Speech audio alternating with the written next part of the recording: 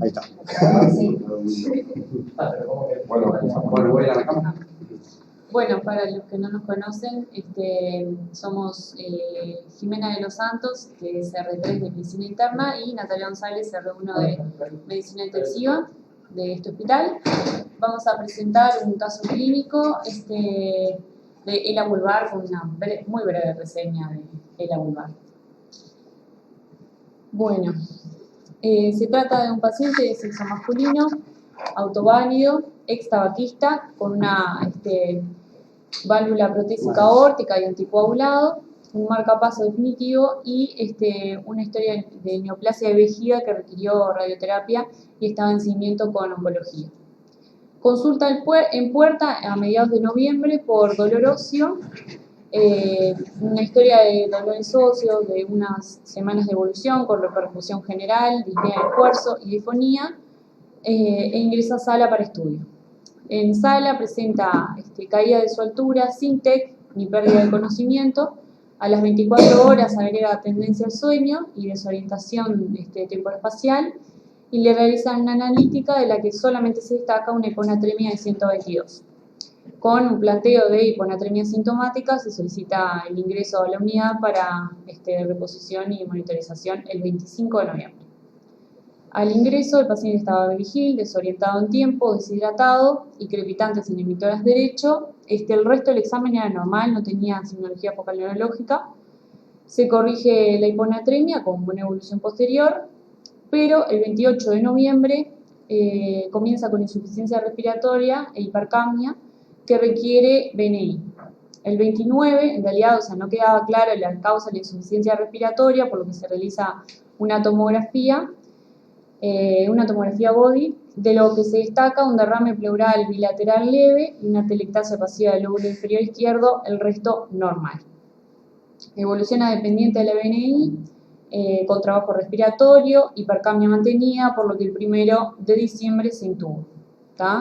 Presenta esta inestabilidad hemodinámica durante 48 horas y en el resto de su internación el paciente tiene una hemodinamia totalmente estable. Se reinterroga a la familia porque en realidad no queda clara la causa de la insuficiencia respiratoria, y se destaca de ese interrogatorio una disfagia, una difonía y una debilidad de miembros inferiores, acompañada de una disnea de esfuerzo, clase funcional 1, por un paciente tabaquista intenso, ¿no?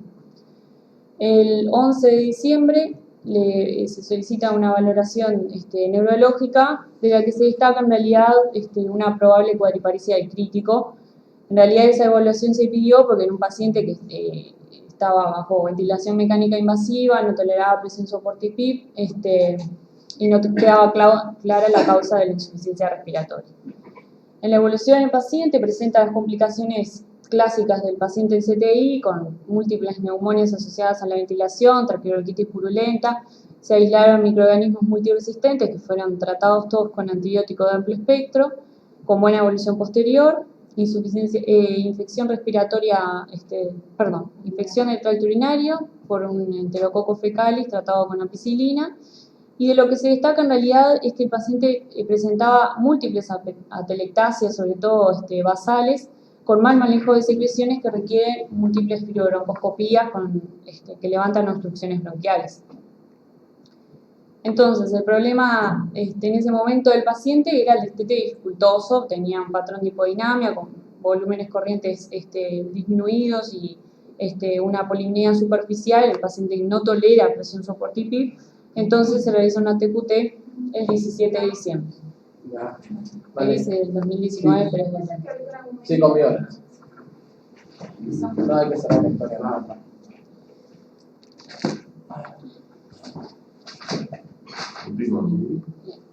Entonces se realiza una traqueostomía. Esa es cirugía cardíaca de tensión. ¿Y qué tal? ¿Te pongo? Y se traslada a otra institución. Bien. El 17 de diciembre del 2018 está mal ahí, se realiza una TQT sin incidentes y se comienza a valorar las probables etiologías de la hipodinamia. Entonces, en realidad se le hizo una TSH que fue normal. No te puse fecha, porque no sé cuándo fue, ¿no? Te puse solo estaba vivo y... Sí, gracias. El 28 de diciembre se solicita una nueva valoración neurológica que en realidad en esa oportunidad descartan una enfermedad neuromuscular. El 23 de enero fue explorado por otorrinolaringólogo con una fibrolaringoscopía que no explora la dilución, pero en realidad el resto era normal. El 4 de febrero se realiza una nueva tomografía de tórax y de cráneo, y que en cráneo en realidad solo a destacar una microangiopatía crónica, y en tórax una telectasia pasiva con un derrame pleural derecho, y bueno, como probable causa de destete dificultoso, se drena, se hace una toracocentesis con líquido estéril, y bueno, no se retira el drenaje después de un gasto negativo y no vuelve a repetir. Se realiza una consulta con neumólogo que en realidad indica periodos más prolongados de presión soporte y PIP y teofilina enteral, entonces ahí como comienza a tolerar tiempos más prolongados de modalidad espontánea, con episodios donde el paciente nuevamente requiere modalidades controladas, presión soporte y PIP controladas, sin una clara causa. Se hace un estudio de glutorio el 19 de marzo que evidencia macro y microaspiración de la vía aérea, se hace una gastrostomía el 21 de marzo, y el 16 de abril nuevamente neumología lo valora y plantea una enfermedad neuromuscular. Esto es un diagnóstico que hacen pero de forma clínica, ¿no? Plantean una enfermedad neuromuscular con probable compromiso diafragmático predominante. Entonces se solicita una nueva valoración por neurología que destaca el examen físico, fasciculaciones en miembros superiores, proximales y distales espontáneas a derecha, fasciculaciones provocadas a nivel proximal de miembros inferiores, atrofia proximal distal con hiperreflexia de los 4 miembros y no presenta ni déficit sensitivo ni nivel en tronco. Sumado a la historia previa de disfagia, difonía, disartria e insuficiencia respiratoria, realizar el diagnóstico clínico de la vulvar. Entonces, como breve reseña de la esclerosis lateral amiotrófica, se trata de una enfermedad neurodegenerativa que en realidad es de diagnóstico clínico, que afecta sobre todo a las neuronas motoras superior e inferior, y además puede asociar trastornos cognitivos y alteraciones conductuales que denotan la afectación de la corteza frontotemporal. La edad de presentación en realidad es variable, lo leí varias guías decía entre 40, 60, 75 años. Es una enfermedad poco frecuente, pero que en realidad genera un gran impacto en la vida del paciente y de sus familiares y el entorno.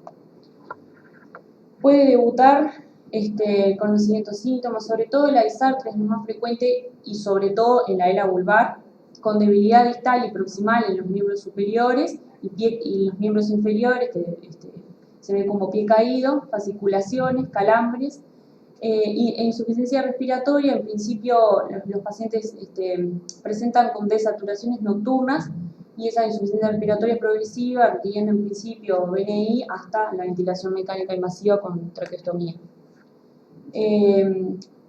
Dependiendo de la forma de presentación y la clasificación, existe la ELA vulvar y la ELA medular, que son las más frecuentes.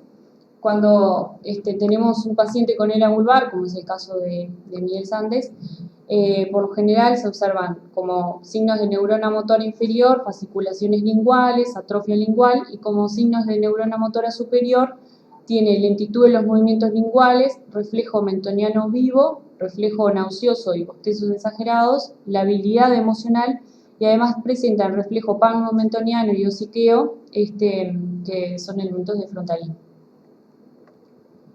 Como decía, se clasifica, sobre todo las más frecuentes es la medular, que es la forma más clásica. Por lo general se manifiesta con debilidad de las extremidades, y a la exploración, igual que en la vulvar, hay elementos de afectación de la neurona motora superior y la neurona motora inferior. Y en el caso de la ELA vulvar, que es un 20% de los casos, por lo general la forma de presentación es con disartria, disfagia y fasciculaciones linguales. Y a veces puede presentarse de forma brusca y confundirse con una ACV. Hay que diferenciarlo, porque en realidad la ELA tiene una clínica que es progresiva y además tiene una imagen que es normal, ¿no? Y otras formas menos frecuentes, respiratoria, hemipléjica, etc. Los criterios diagnósticos, como dijimos, la era de diagnóstico clínico, pueden haber algunas, hay algunas formas de detectarlo con paraclínica, que después Jimé va a hablar de eso, pero como criterios diagnósticos tienen que estar todos estos. Presencia de signos clínicos, neurofisiológicos o neuropatológicos de neurona motora inferior, de afectación de la neurona motora inferior, signos clínicos de afectación de la neurona motora superior y progresión de estos signos y signos en una región o en otras regiones, que eso en realidad se ve por la clínica, la amnesis o la exploración. Y además tiene que haber ausencia de signos neurofisiológicos o anatomopatológicos compatibles con otro proceso que también generen degeneración de las neuronas motoras superior o inferior, y además ausencia de hallazgos en la neuroimagen que expliquen los signos que se ven en la clínica. Bueno, antes de seguir, ¿alguien quiere hacer algún comentario? Sí, mira, un poco como resumen, que vos hiciste bien el tema de cómo fue la escala diagnóstica del paciente, ¿no? Porque en realidad el paciente vino con una cosa y terminó siendo completamente otra, ¿no? Sobre todo que la familia relataba el tema de la debilidad y la disfagia, que lo dijeron desde el principio, de hecho por eso ingresó a piso, que acá a nosotros nos ingresó por hiponatremia. Dijimos la causa del trastorno neurológico al hombre es hiponatremia, se la corregimos y se va, de hecho se corrigió, se fue para el intermedio. Y después progresivamente lo que dominó el cuadro fue lo respiratorio, que terminó intubado por lo respiratorio, siendo que le tratábamos todas las causas extraneurológicas detectadas en las infecciones y que el hombre nunca se pudo sacar del respirador. Y sobre todo, después vamos a explicar un poco el tema de que lo fueron viendo distintos neurólogos y no tenía los signos y síntomas de una ELA inicialmente, que motivó que tuviéramos la consulta con ella y no llegábamos a un diagnóstico.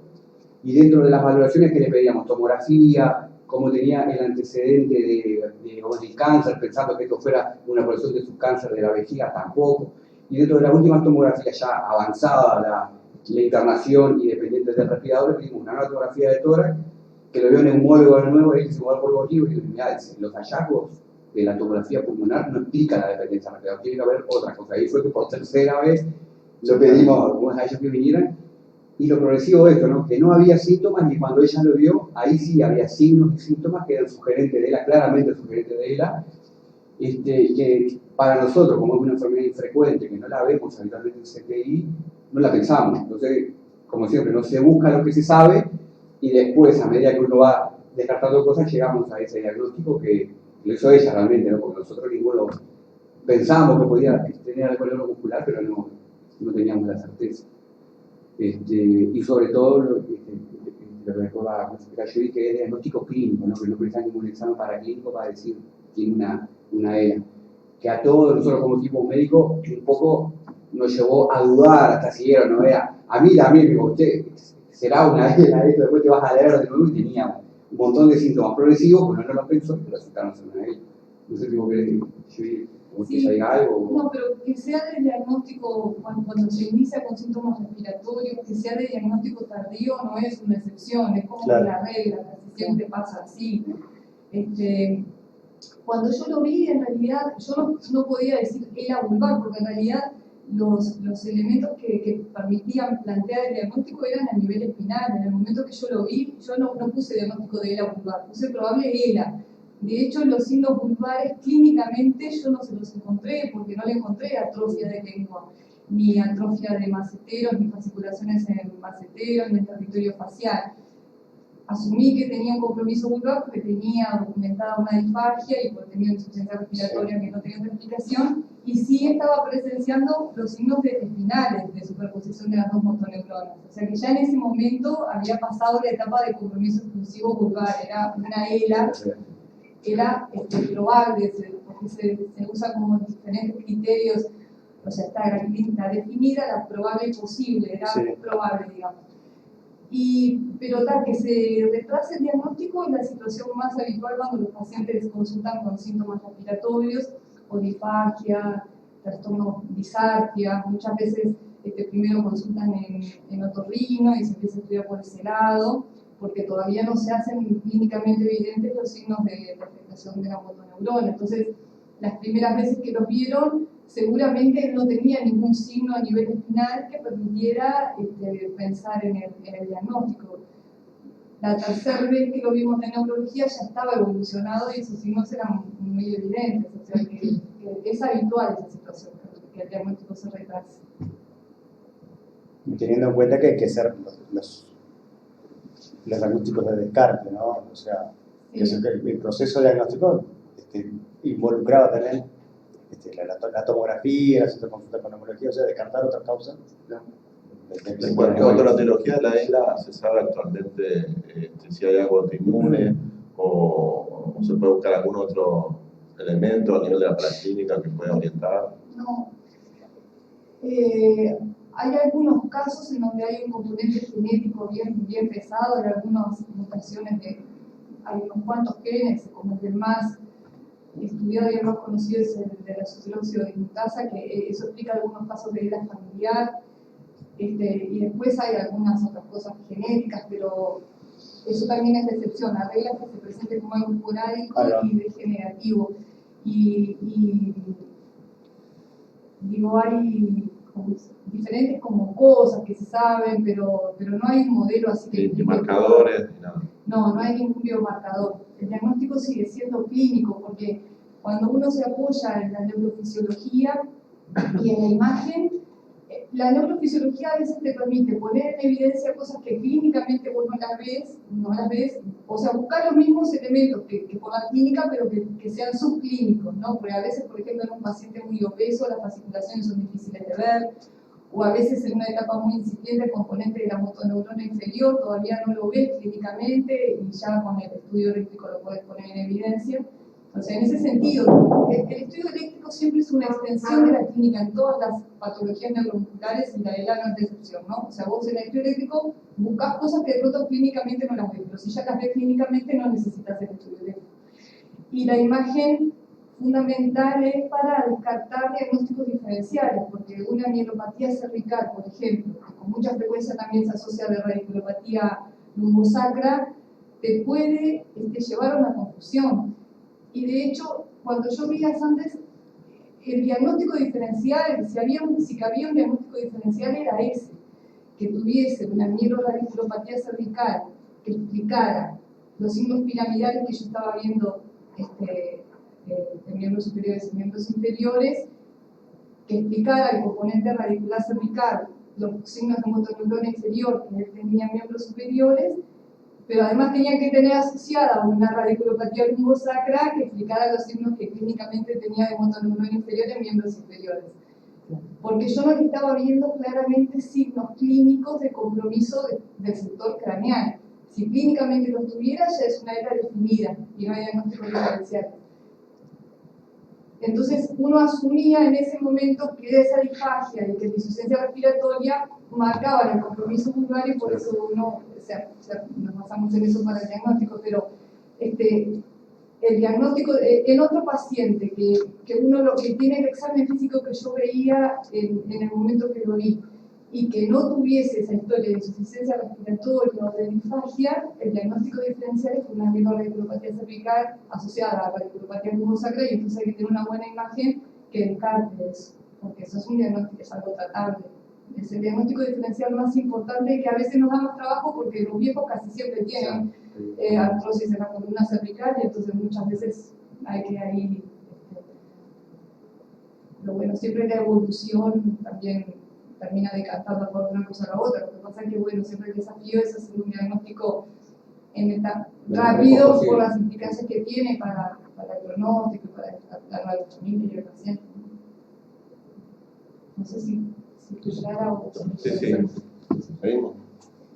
Sí, siguiendo un poquito con el tema de los estudios complementarios, bueno, como ya se mencionó, en realidad no hay nada a nivel paraclínico de imagen que nos confirme el diagnóstico, sí lo que nos va a ayudar es a descartar diagnósticos diferenciales y bueno, en realidad realizar una paraclínica básica, hemograma, BES, PCR, ionograma sobre todo por las disionías que en realidad él, por lo que ingresó acá a la unidad fue por una hiponatremia, una calcemia, fosfatemia, un perfil tiroideo que en realidad en algunos casos puede causar una miopatía, la afectación tiroidea, una CPK, y el electromiograma en realidad lo que nos ayuda es a detectar afectación de la neurona motora inferior, y es otro elemento que puede ayudar a apoyar el diagnóstico o a descartarlo.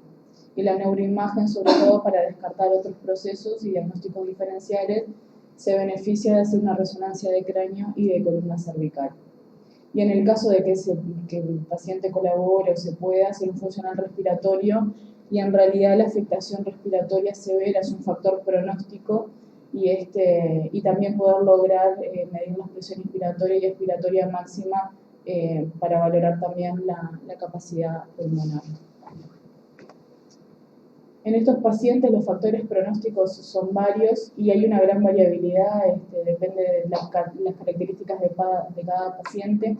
Es una enfermedad progresiva, irreversible y con una esperanza de vida media corta, y que los factores que se asocian a mal pronóstico en realidad es dentro de la ELA, la presentación vulvar, sobre todo por el compromiso respiratorio, la desnutrición, la insuficiencia respiratoria severa que requiera de ventilación invasiva o no invasiva, la edad avanzada y en el retraso en el diagnóstico, que en realidad, como ya se mencionó, a veces la mayoría de los casos llegamos tarde porque como es una enfermedad infrecuente, ya pasó tiempo de evolución con síntomas y signos que son incipientes y a veces se presentan a bajo ruido.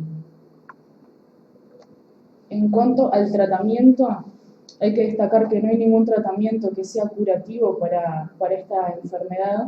Sí hay que apoyar al paciente y se beneficia de un equipo multidisciplinario encargado sobre todo de la fisioterapia de rehabilitación motora, respiratoria, equipo de nutrición, de neurología, neumología y en el caso que lo requiera también un ingreso a una unidad también de cuidado intensivo para el manejo respiratorio y el apoyo sobre todo del sostén ventilatorio.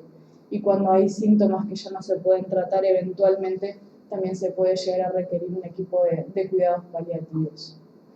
En cuanto al tratamiento farmacológico, el riluzole es un fármaco que modifica la historia natural de la enfermedad, que en realidad alarga la esperanza de vida, actúa sobre el glutamato, que lo que inhibe y lo que impide es el deterioro neuronal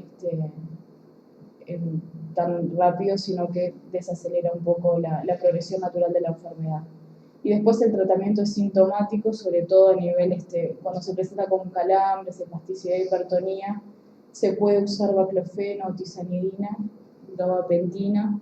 Estos pacientes habitualmente presentan depresión, ansiedad, sobre todo cuando el deterioro es rápido y hay compromiso motor y bueno, el paciente se deprime, hay que apoyarlo en ese sentido también. El dolor que se puede empezar con AINES, incluso ir escalando hasta llegar a los opioides, el estreñimiento por el síndrome de inmovilidad y a veces pueden presentar también cialorrea. También hay que tener un buen soporte nutricional. El paciente que tiene trastornos de glutorio puede requerir una gastrostomía, como fue el caso de nuestro paciente también, que se evaluó, tenía trastornos de glutorio severos, para asegurarle un buen aporte nutricional e hidratación.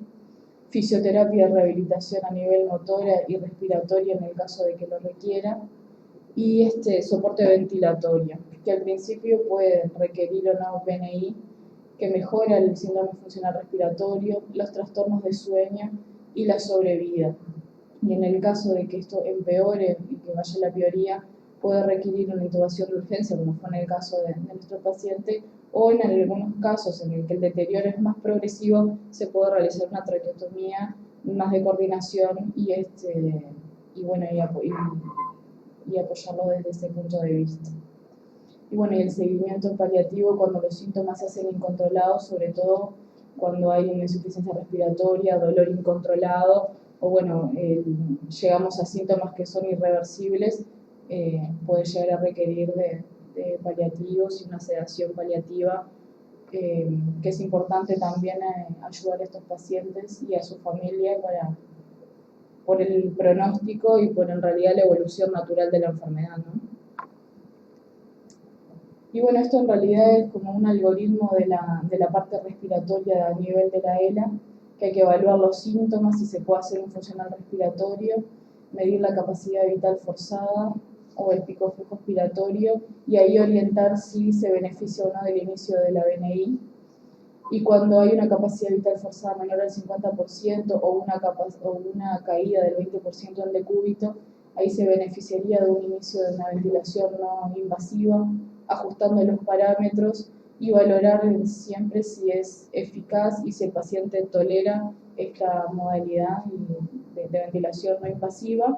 Y bueno, y si se adapta y se mejora la parte clínica de los síntomas, se sigue con esa propuesta, y si no, si el paciente no tolera la BNI, bueno, ahí hay que replantear la traqueostomía y ventilación a nivel de traqueostomía, o si el paciente está lúcido y en su capacidad de definir, optar por un seguimiento más paliativo. Y bueno, los criterios en realidad que se proponen para la BNI, ya los más o menos los fuimos mencionando, son disnea de decúbito, alteraciones en el sueño que sean invalidantes por la insuficiencia respiratoria, también signos de debilidad de los músculos respiratorios, la capacidad vital forzada menor del 50% o una caída del 20% en el decúbito, y después o también una capacidad vital forzada menor del 80%, pero con cualquier otro síntoma mencionados en el ítem 1, o evidencia de saturación a nivel nocturno. Todos esos criterios se pueden usar para el inicio de la ventilación no invasiva. Y bueno, y ahí... pareció los criterios pasados. Parecían los criterios pasados. Es que, claro, son bastante parecidos porque en realidad tienen un principio de saturaciones nocturnas y después hipercapnia. También se puede hacer un monitoreo a nivel de gasometría arterial para medir la PCO2, a ver si hay hipercapnia también mantenida, y bueno, se usa como otro criterio para el pacientes traqueostomizados casi todos, ¿no? Por verlo. Y la mayoría evoluciona. O sea, de BNI es medio nativo. Sí, en realidad es como algo medio transitorio. Y los que son más progresivos, por la guía que nosotros leímos dice como en algunos de los síntomas que son muy progresivos a largo plazo, da como una paraplanificación, que en realidad fue todo lo que opuesto a lo que pasó en nuestro paciente, que en realidad por la insuficiencia respiratoria se ventiló después y traqueostomizó la evolución. Viven con cialorrea, son pacientes que son pacientes que están traqueostomizados con BNI. De hecho, en policlínica, digo, cuando vos decías el equipo multidisciplinario que es esencial, pero lo que nosotros intentamos es que un paciente con ELA que nunca, o sea, que ustedes no formen parte del equipo multidisciplinario, un paciente con ELA no debe ingresar a un CTI, no debe, o sea, siempre el objetivo es que en policlínica uno tiene que anticiparse a esta situación, o sea, siempre lo ideal, ¿no? Después están estas situaciones en las que tenemos que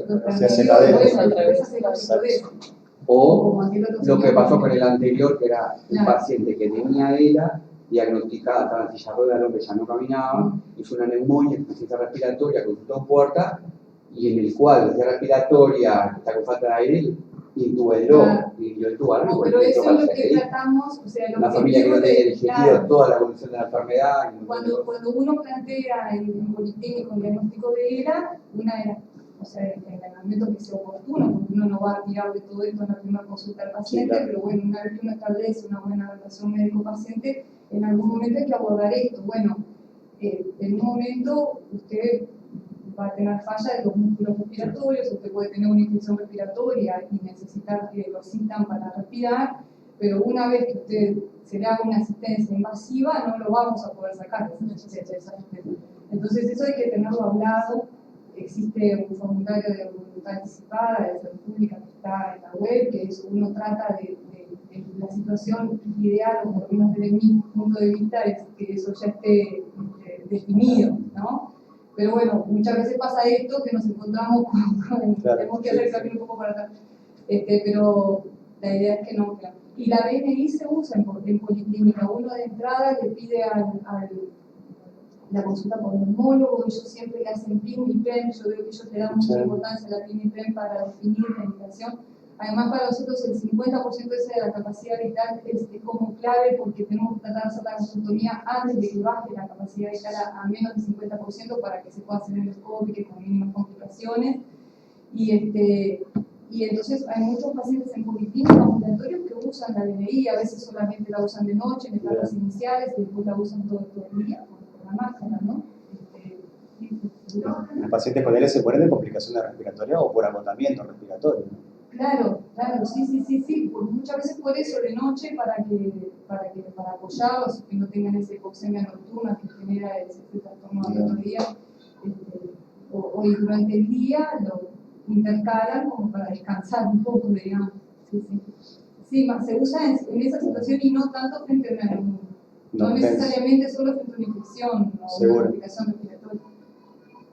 Y eso lleva una infraestructura del hospital y un entrenamiento del familiar para que manejen el aparato. Sí, viste que existe una fundación, por suerte, que se llama Tenemos ELA, que es muy buena, que ellos han hecho un trabajo bárbaro y que ayudan pila, digo, ya tienen contactos hechos y un camino ya hecho de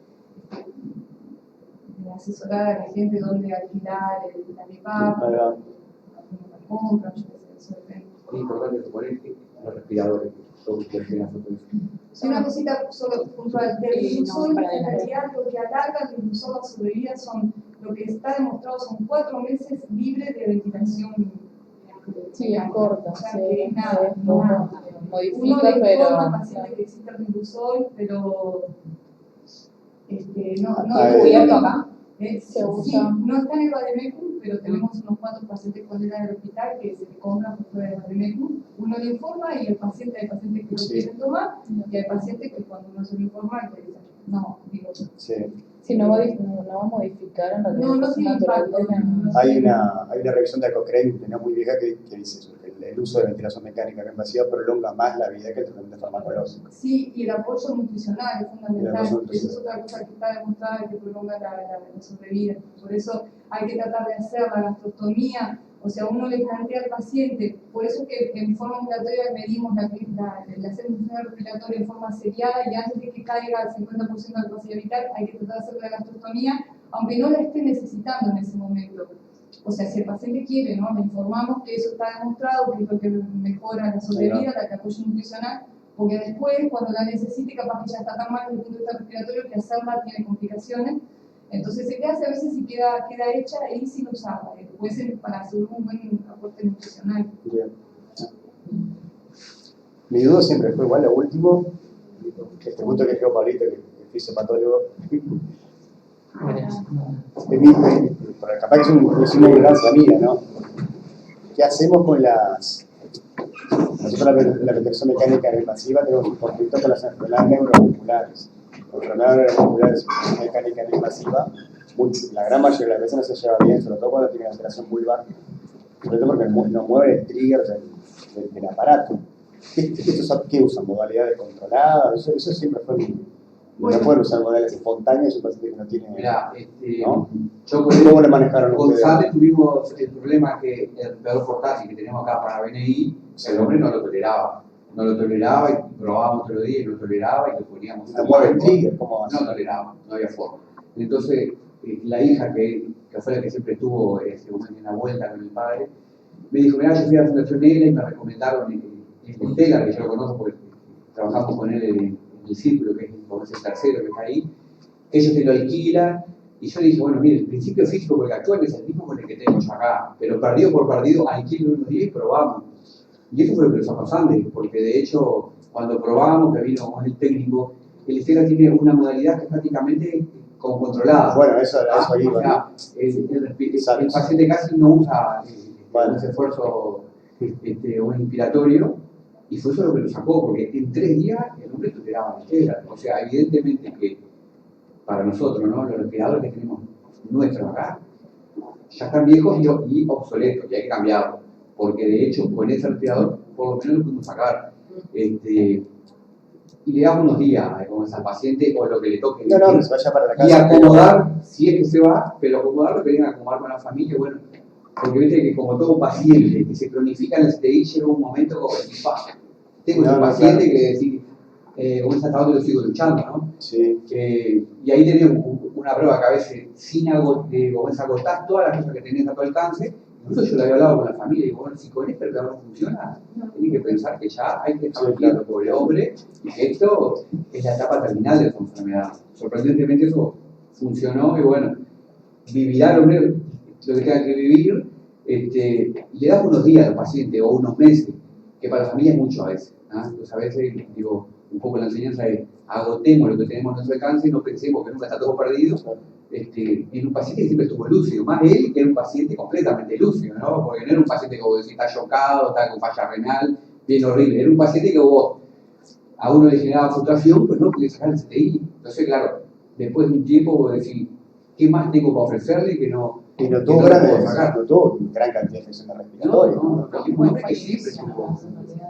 Y bueno, sorprendentemente con el Icera, que evidentemente es un respirador bueno. De hecho, el técnico me dijo que va a la casa de los pacientes, le explica a la familia cómo funcionan las cosas, que tiene varios pacientes con ese respirador, y que hay uno que tiene la fundación, que es casi un respirador, que es todo como que fuera un respirador. Claro, por eso te digo, el controlado. El ser no invasivo me parece que es una terminología media relativa, porque son pacientes que todos están tranquilizados y las modalidades ventilatorias son controladas. Es como tener un respirador en la casa. Pero de presión y va. de policlínica están con la Están con máscara, su no sé si usan ese No, lo que pasa es que la respirador. traqueostomía tiene un manguito y eso es como una humillación. Claro. No es un invasivo, eso es invasivo.